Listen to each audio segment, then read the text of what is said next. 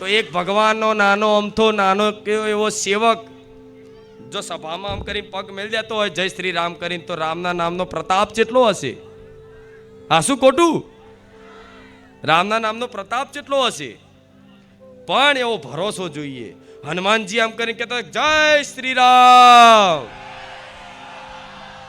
તો આખો દરિયો કૂદી જતા, પાર કરી જતા પવન વેગે.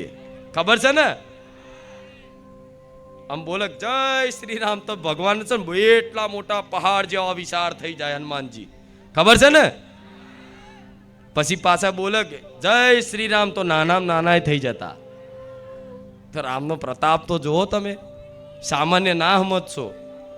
કેમ આટલું દર રવિવાર બોલું છું કે હવે મેં એક સંકલ્પ કરી લીધો છે કે બારેજા ધામ આવનારા હજારો લાખો ભક્તોનું કલ્યાણ ના કરું ને તો લગીનું રોમવારી મેલડી ના જપું. ગમે તે થશે, ગમે તે કરવાનું થશે, હું કરીશ. પણ આ સંકલ્પ લીધો છે મેં. અને જે આવા કાળા કળિયુગમાં તમે બહુ મતલબ ક્યાંક ને ક્યાંક ભગવાનની તમારી પર વિશેષ કૃપા, જન્મો જન્મની કંઈક ને કંઈક ભક્તિ હશે, કંઈક ને કંઈક એવા પુણ્ય હશે કે આ જન્મની તમારા પેઢીમાં તમારા બાપ દાદાની કોઈ એવી ભક્તિ હશે, એના ફળ સ્વરૂપ ગમે તે કારણોસર કંઈક ને કંઈક ભગવાનની વિશેષ કૃપા હશે, પુણ્ય હશે ને, એના કારણે તમે બારેજા ધામમાં આવી અને રામ નામ શબ્દ સાંભળો છો. શું રામ નામ આ ઉચ્ચારણ જે કરો તો રામ એ સાંભળો છો અને મારા મુખેથી તમે સાંભળો છો, તો કંઈક નું કંઈક હશે, કંઈક નું કંઈક પુણ્ય હશે, કંઈક નું કંઈક ભજન હશે જન્મો જન્મનું. તારે અચાનક મારા જેવી માતા અચાનક મળી ગઈ અને અચાનક પોતાની લાગવા મોડી ને.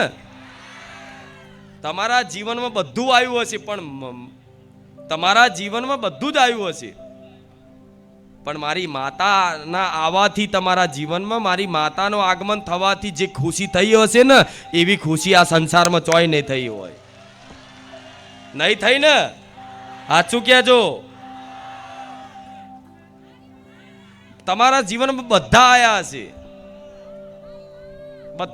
હશે, પણ મારી માતાના આવવાથી જે ખુશી થઈ છે, આનંદ થયો છે, એવો નહીં આવ્યો હોય.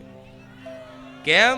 જન્મો જન્મથી કંઈક ને કંઈક ભગવાનની લીલા હોય. ભગવાનની લીલામાં આ જન્મમાં તે સોલંકી પેઢીને માધ્યમ રાખીને માતા મળી. હા, શું ખોટું?